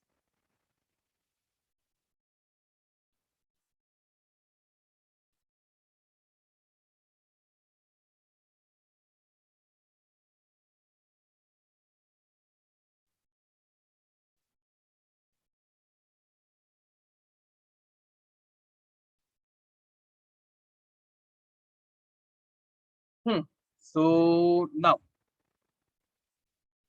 यहाँ पे सबसे पहली केस याद रखना, यहाँ पे सबसे पहला जो फैक्टर है, case 1, neutralization of strong acid, neutralization of strong acid plus strong base. Guys याद रखो, strong acid and strong base, इनके न्यूट्रलाइजेशन में एकदम सिंपल चीज है, हमेशा एक ही कांस्टेंट हीट रिलीज होती है। For example HCl plus NaOH, if it gives us NaCl plus H2O। याद रखो एक एक इक्विवेलेंट, मतलब इसका 1 मोल अवेलेबल है और इसका भी 1 मोल अवेलेबल है। दोनों के जब एक एक मोल यूज हो रहे हैं तो डेल्टा H ऑफ न्यूट्रलाइजेशन जो रहता है ना, वो रहता है -13.6 किलो कैलोरी पर मोल, ठीक है। अब गाइस ऐसा ये ऊपर वाली वैल्यू देके they might ask you for this H2SO4 plus BaOH twice, ठीक है, it gives us BaSO4 plus 2H2। What is the enthalpy of neutralization for this compound, ठीक है। अब गाइस मुझे बताओ, दोनों के दोनों स्ट्रॉन्ग एसिड और स्ट्रॉन्ग बेस है क्या? दोनों के दोनों स्ट्रॉन्ग एसिड और स्ट्रॉन्ग बेस है क्या? तो दोनों के दोनों स्ट्रॉन्ग एसिड स्ट्रॉन्ग बेस है, यहाँ पे नंबर ऑफ मोल्स हम लोगों ने लिखे थे, ठीक है। अब मुझे बताओ, इन दोनों के नंबर ऑफ मोल्स अगर तुम लोगों को एग्जाम में देके रखे हैं, H2SO4 1 मोल रिएक्ट हो रहा है एंड BaSO4 भी 1 मोल रिएक्ट हो रहा है, तो enthalpy of neutralization -13.6 kilo calorie पर मोल आनी चाहिए। करेक्ट और wrong guys, is this correct? बताओ। दोनों के अगर 1 मोल में यूज कर रहा हूँ तो एंथैल्पी ऑफ न्यूट्रलाइजेशन अभी भी -13.6 ही आनी चाहिए। Is it correct? Okay. By the way, guys, this value is 13.7. Okay. This value is 13.7. तो गाइज याद रखो ये -13.6 नहीं आती, ये -13.6 नहीं आती, ठीक है, ये -13.6 नहीं आती। क्यों नहीं आती? बिकॉज यहाँ पे नंबर ऑफ मोल्स भले ही एक एक मोल दिए रहने दो, यहाँ पे नंबर ऑफ मोल्स भले ही एक एक मोल दिए रहने दो, प्रॉब्लम कहाँ पे है? हम लोगों को नंबर ऑफ इक्विवेलेंट्स चाहिए। क्या चाहिए? Number of equivalents. तो गाइज नंबर ऑफ इक्विवेलेंट्स का फॉर्मूला क्या रहता है? Number of moles into n factor. यहाँ पे एन फैक्टर कितना आएगा? 2, क्योंकि 2H+ है, तो यहाँ पे 2 इक्विवेलेंट्स, और यहाँ पे भी कितने हैं? तो 2 इक्विवेलेंट्स। अरे कुछ समझ में आ रहा है? ठीक है, अगर 2 इक्विवेलेंट्स आ गए दोनों के, तो what you will get, delta H of neutralization is -13.6, sorry 13.7 into 2 kilo calorie पर मोल। अरे कुछ दिमाग में घुसा? हम लोगों ने डेफिनेशन में क्या लिखा है?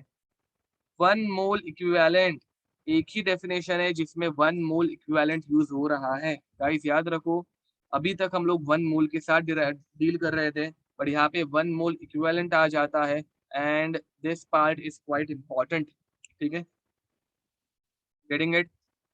1 मोल इक्विवेलेंट यहाँ पे आ जाता है, तो जो आंसर आएगा वो 27.4 आंसर आएगा इसका। ठीक है, and case two is quite easy.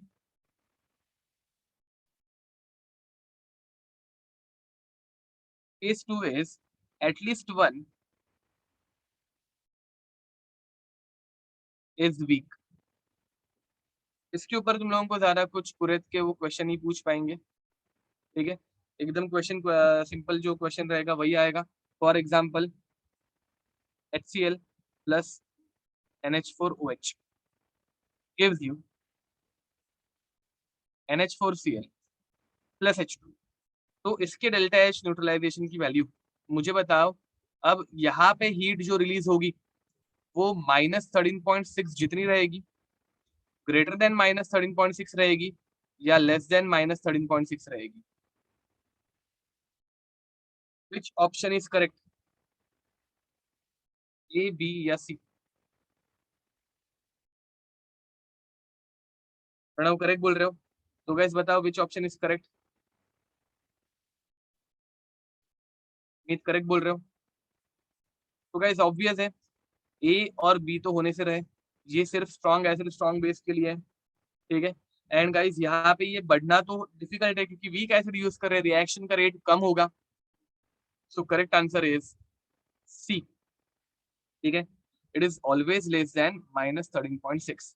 याद रखो, over here delta H of neutralization for strong acid and weak base, या फिर weak acid and weak strong base, ठीक है, इज ऑलवेज लेस देन -13.6।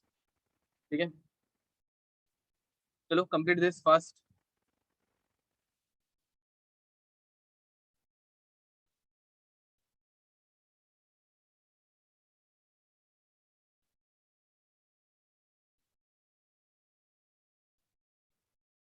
तुम लोगों को कैलोरीमीटर हुआ है फिजिक्स में? फिजिक्स में कैलोरीमीटर हुआ है क्या? Bomb calorimeter, bomb calorimeter. Physics में तुम लोगों को बॉम्ब कैलोरीमीटर हुआ है क्या? नहीं हुआ है? कैसे कैसे? हीट हीट एंड थर्मोडायनेमिक्स में हुआ नहीं है कैलोरीमीटर?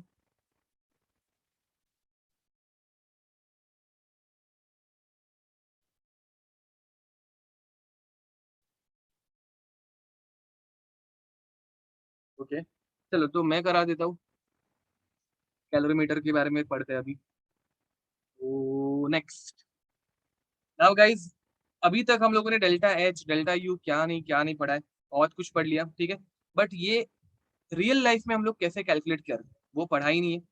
ठीक है, तो calculation of delta H and delta you in real life. ठीक है, कैलकुलेशन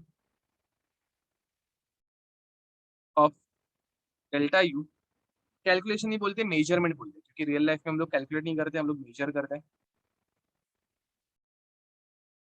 तो measurement of delta H and delta you, ठीक है। तो डेल्टा एच और डेल्टा यू को अभी हम लोगों को मेजर कर रहे हैं, and it is measured by using calorimeter, ठीक है। डेल्टा एच हीट जो है वो हम लोग मेजर करते हैं बाय यूजिंग कैलोरीमीटर। कैलोरीमीटर दो प्रिंसिपल के ऊपर वर्क कर सकता है। एक तो रहता है कांस्टेंट वॉल्यूम, कांस्टेंट वॉल्यूम जिसके ऊपर हम लोगों को क्वेश्चन सबसे ज्यादा आता है और जो कि हम लोग पढ़ने वाले हैं। This is called as bomb calorimeter, ठीक है। एंड सेकंड रहता है कांस्टेंट प्रेशर, जो कि हम लोग पढ़ने वाले नहीं है, ठीक है।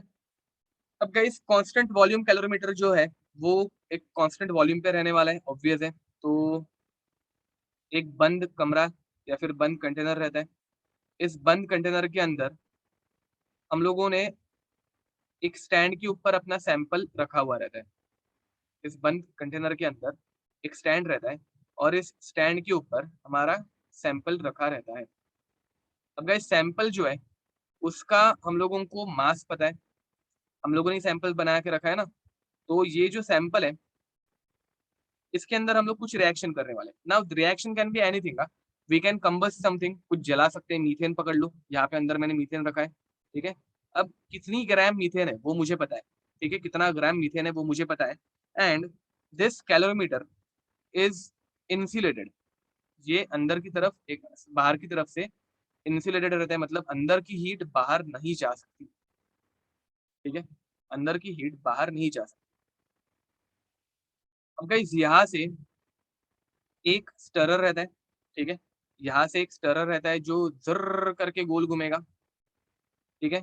एंड अंदर की तरफ पूरा पानी भरा हुआ है, अंदर की तरफ पूरा पानी भरा हुआ है, जो हम लोग बाद में एंडिंग में दिखा देंगे, ठीक है। अब गाइस सिमिलरली यहाँ पे हम लोग एक इलेक्ट्रिकल वायर छोड़ते हैं। ये क्या इलेक्ट्रिकल वायर है? इलेक्ट्रिकल वायर सैंपल के अंदर घुसेड़ी हुई रहती है। तो इलेक्ट्रिकल वायर का काम क्या है? अंदर से बाहर से करंट हम लोग अंदर ऐड करेंगे एंड मीथेन गैस या फिर जो भी गैस है वो कंबस्ट होना स्टार्ट होगी या फिर रिएक्शन होना स्टार्ट हो जाएगी। एंड रिएक्शन होने के बाद हीट बाहर रिलीज होना स्टार्ट होगी, ठीक है। एंड हीट कितनी रिलीज हो रही है या फिर टेम्परेचर कितना चेंज हो रहा है वो फाइंड आउट करने के लिए हम लोग यहाँ पे ऐड करके रखते हैं एक थर्मोमीटर, ठीक है। तो एक थर्मोमीटर यहाँ पे एडेड रह रहा है। ये पक्का नहीं हुआ है तुम लोगों को? देखो जरा सोचो, हुआ होगा शायद से फिजिक्स में। ओके, तो गाइस यहाँ पे थर्मोमीटर है जो कि हम लोगों ने ऐड करके रख दिया है। नहीं हुआ है? ओके चलो, तो हीट एंड थर्मोडायनेमिक्स में तुम लोगों को, चलो ठीक है।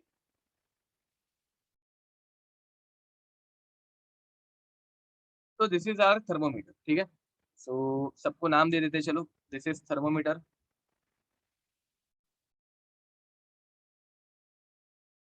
This is insulation, this called as bomb, जिसे हम लोग बॉम्ब की तरह ब्लास्ट करने वाले हैं, ठीक है। दिस इज इलेक्ट्रिकल वायर, ठीक है।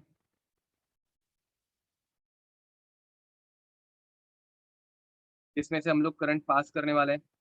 And similarly this is stirrer, this is stirrer,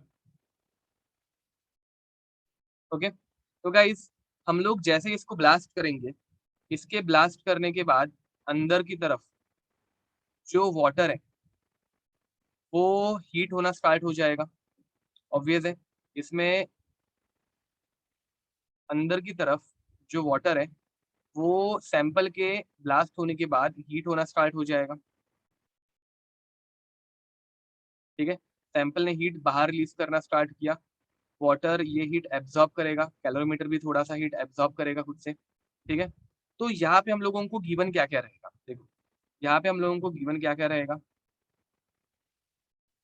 हम लोगों को गिवन रहेगा कि भाई सैंपल क्या है, सैंपल का हम लोगों को नाम पता होगा, उसका हम लोगों को मास पता होगा, एंड उसका हम लोगों को मोलार मास भी पता होगा, मतलब हम लोगों को निकाल पाएंगे, ठीक है। फिर तुम लोगों को दिया रहेगा स्पेसिफिक हीट कैपेसिटी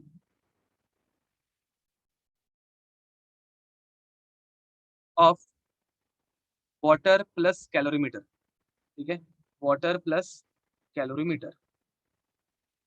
तो heat capacity of water plus calorimeter पहले से दी होगी हम लोगों को। एंड फाइनली हम लोगों को दिया होगा temperature change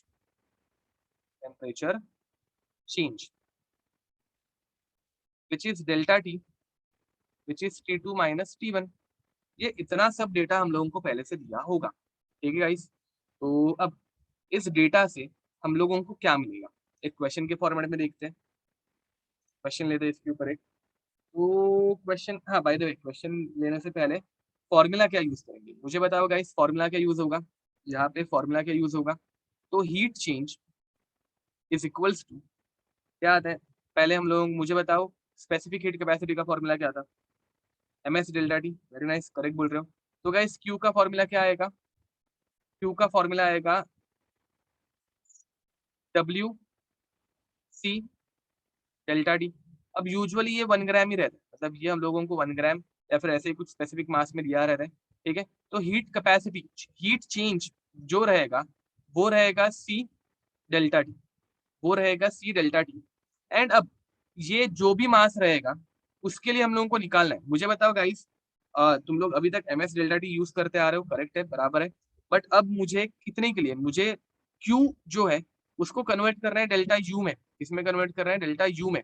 and this is q at constant v, याद रखना एवरीथिंग इज हैपनिंग। ये बॉम्ब कैलोरीमीटर हम लोग देख रहे हैं जो कि कांस्टेंट वॉल्यूम पे है, इसका वॉल्यूम चेंज नहीं हो रहा है, तो बाहर से इंसुलेटेड भी है। तो ये heat change at constant v है, तो ये किसी भी मास के लिए रहेगा। Let's assume this is for w मास, ठीक है, दिस इज फॉर w मास। अब मुझे क्या करना है, मुझे डेल्टा u निकालना है। मुझे क्या निकालना है? Delta u। अब डेल्टा u कितने मास के लिए रहता है? डेल्टा u जो है वो मोलार मास के लिए रहता है। अब ये निकालने के लिए मैं क्या करूंगा, ये निकालने के लिए मैं सिंपली क्रॉस मल्टीप्लीकेशन करूंगा। m ऊपर मल्टीप्लाई होगा, w नीचे डिवाइड होगा, तो what I will get m c delta t upon w। Getting it guys? ये फॉर्मूला कहाँ से आया समझा? अब ये निकालने के बाद, मतलब इतना करने के बाद हम लोग डेल्टा एच इजीली निकाल पाते हैं। डेल्टा एच कैसे निकालेंगे? केमिकल रिएक्शन के लिए डेल्टा एच का फॉर्मूला क्या है? Delta H is equals to delta U plus delta N G, खत्म। This is the value of delta H, as simple as that. एक क्वेश्चन लेंगे जिसपे से हम लोगों को अच्छे से आइडिया आ जाएगी कि ये फॉर्मूला कैसे यूज होता है, ठीक है। So let's take a question. Question is 0.16 grams of methane, 0.16 grams of methane was subjected to, was subjected to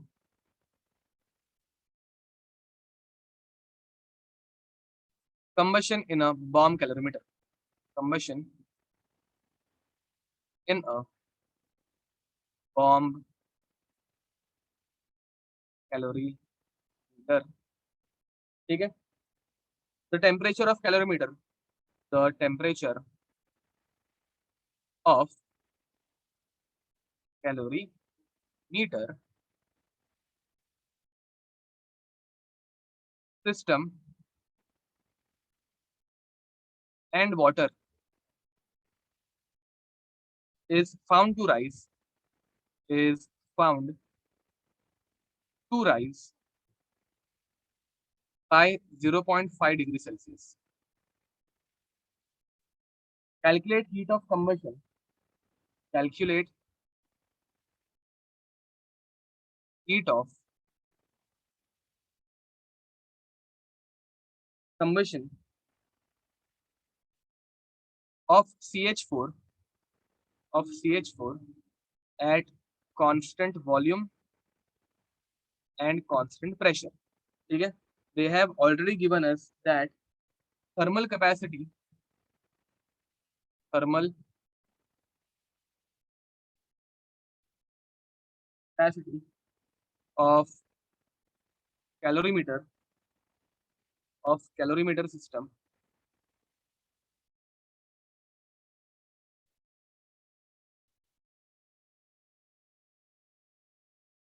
is equal to 17.7 kilo joule. ठीक है, बस गाइस ये इतना ही डेटा दिया रहेगा हम लोगों को। इससे हम लोगों को क्या निकालना है, अभी इससे हम लोगों को डायरेक्ट निकालना है डेल्टा यू। डेल्टा यू मतलब ही रहता है heat change at constant volume for 1 मोल। याद रखना, क्वेश्चन में हम लोगों को हमेशा 1 मोल के लिए दिया रहेगा। तो हम लोगों का फॉर्मूला क्या है, M C delta T upon W. अब मोलार मास कितना रहता है, 16 रहता है, मल्टीप्लाइड बाय सी कितना देके रखा है, 0.5, multiplied by temperature, sorry C नहीं, सी कितना देके रखा है 17.7, मल्टीप्लाइड बाय डेल्टा टी कितना देके रखा है 0.5 अपॉन 0.16। तो गाइज ये तुम लोगों को क्लियर कर दिख रहा होगा, 1 जा एंड दिस 10 जा, तो ये हो जाएगा, सॉरी 10 जा नहीं 100 जा, तो ये हो जाएगा 1770 डिवाइडेड बाय 2। 2 से हम लोग जब इसको डिवाइड करेंगे तो you will get answer as 885 kilo joule और मोल। ठीक है, तो this is the answer guys, write it down fast. समझ में आ रही है कैसे कैलकुलेट किया जा रहा है?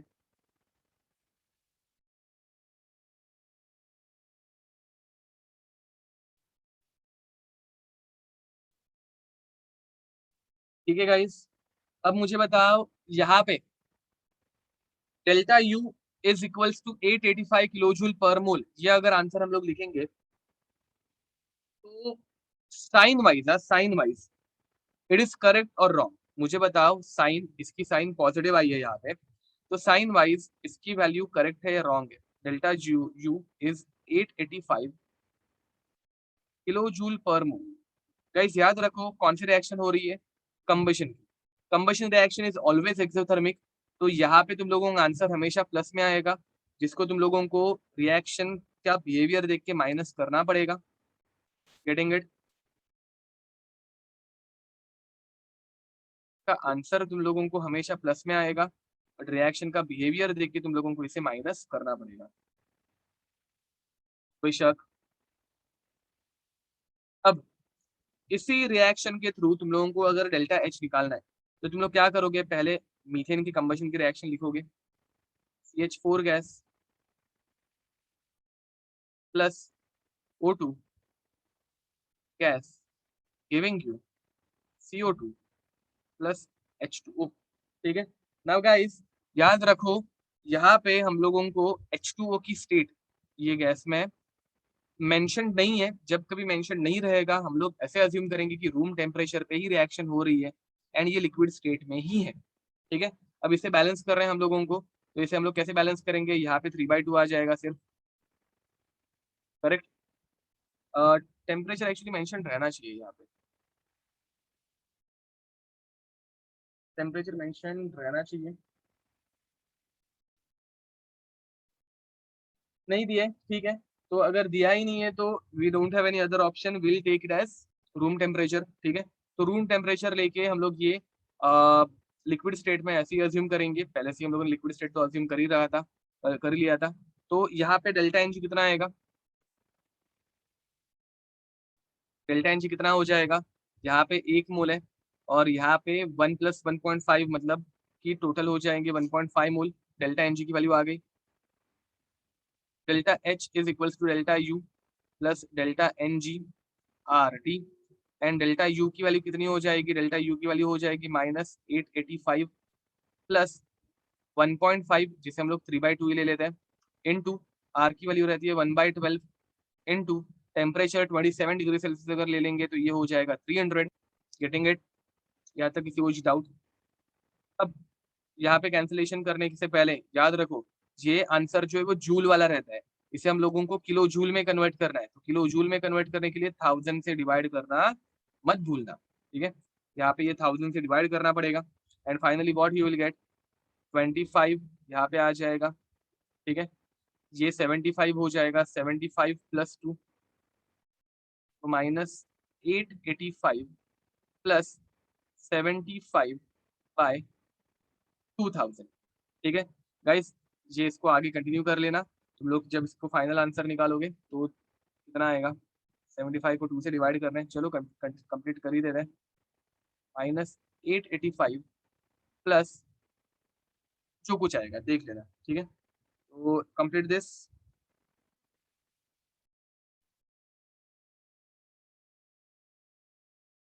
Product minus, okay okay okay, there is one simple mistake guys, एक छोटी सी मिस्टेक हो गई है। ये माइनस में आना चाहिए, ये डेल्टा एन जी माइनस में आना चाहिए, डेल्टा एन जी माइनस में आना चाहिए था, ये डेल्टा एन जी माइनस में आना चाहिए था।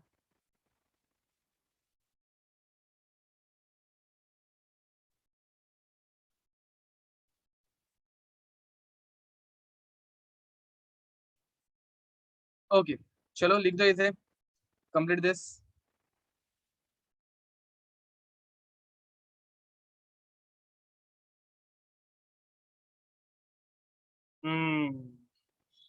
एक्सट्रीमली सॉरी गाइस, 11th में गैसियस स्टेट पढ़ाया जा रहा है, एंड गैसियस स्टेट में आर की वैल्यू 1/12 लेनी होती है, बट यहाँ पे हम लोग थर्मोडायनेमिक्स पढ़ रहे हैं। थर्मोडायनेमिक्स में हम लोग एनर्जी का कैलकुलेशन कर रहे हैं, एंड एनर्जी के कैलकुलेशन के लिए हम लोग आर की वैल्यू 8.314 मतलब 25/3 लेते हैं। सॉरी, ठीक है, सिली मिस्टेक हो गई, तो यहाँ पे ये 100 कर दो, ये 0 0 कैंसिल आउट हो गए, ये 0 0 कैंसिल आउट हो गए, तो ये बच जाएगा 25 मतलब 75 बाई, बराबर है अभी 75/20, ठीक है, and then you will get your answer.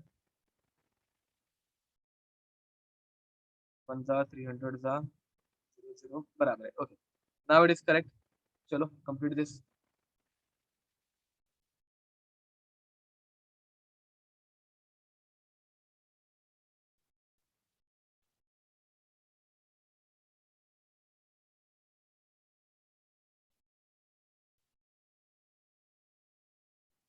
Okay,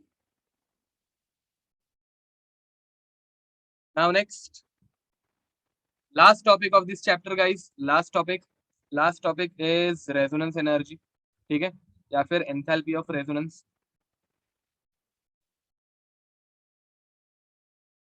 resonance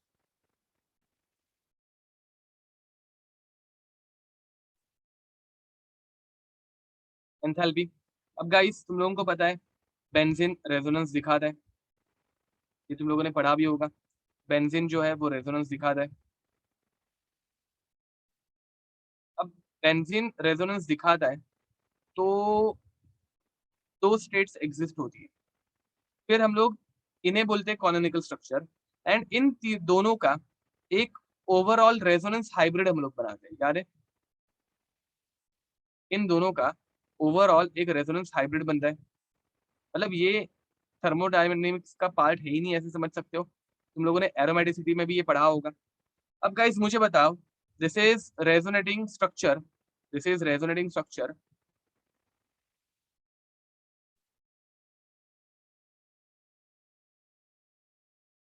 and this one is resonating hybrid या फिर रेजोनेंस हाइब्रिड।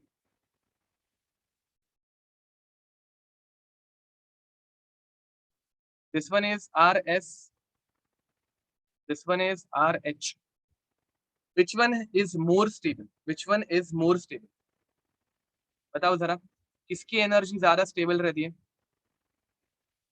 रेजोनेंस हाइब्रिड की या रेजोनेंस रेजोनेटिंग स्ट्रक्चर की, किसकी एनर्जी ज्यादा, which one is more stable, तो resonance hybrid is more stable, correct बोल रहे हो, वेरी नाइस। अब गाइस मुझे बताओ, रेजोनेंस हाइब्रिड अगर ज्यादा स्टेबल होगा तो एनर्जी वाइज, ठीक है, एनर्जी वाइज किसकी एनर्जी ज्यादा होगी, एनर्जी वाइज किसकी एनर्जी ज्यादा होगी, तो ऑब्वियसली बेंजीन के कंपाउंड की एनर्जी ज्यादा रहने वाली है। रेजोनेंस रेजोनेटिंग स्ट्रक्चर जो रहता है उनकी एनर्जी हमेशा ज्यादा रहती है, ठीक है, एंड रेजोनेंस हाइब्रिड जो रहता है उसकी एनर्जी हमेशा कम रहती है, ठीक है, तो इसकी एनर्जी समझ लो इस लेवल पे थी, इसकी एनर्जी समझ लो इस लेवल पे आ गई। रेजोनेटिंग स्ट्रक्चर, रेजोनेटिंग हाइब्रिड, इन दोनों के बीच का जो गैप रहता है, इन दोनों के बीच का जो गैप है, इसे हम लोग बोलते हैं रेजोनेटिंग एनर्जी या फिर resonance energy. This gap is called as resonance energy. ठीक है, and guys with this we can declare that this chapter is over.